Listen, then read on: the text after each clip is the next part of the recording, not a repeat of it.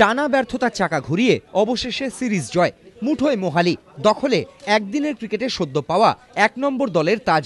মোহালিতে ইংল্যান্ডকে ৫ উইকেটে হারালো ভারত। রোহিত রায়নার চওড়া ব্যাটে ভর করে ১৫ বল বাকি থাকতে অনায়াস জয় ধোনিদের। চতুর্থ একদিনের ম্যাচে বুধবার টসে জিতে ফিল্ডিং নেন ভারত অধিনায়ক।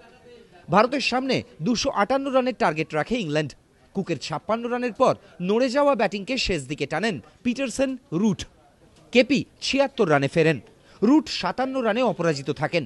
৭ উইকেটে ২৫৭ রানে থামে সাহেবরা।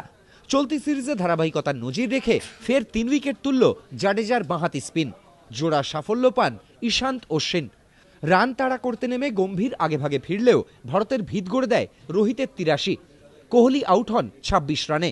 রান পাননি যুবরাজও। কিন্তু মিডল অর্ডারে ধোনি জাডেজার সঙ্গতে ফের সফল সুরেশ রায়না। ম্যাচ জেতানো ৮৯ নট আউটে রায়নাই ম্যাচের সেরা। এবিপি আনন্দ।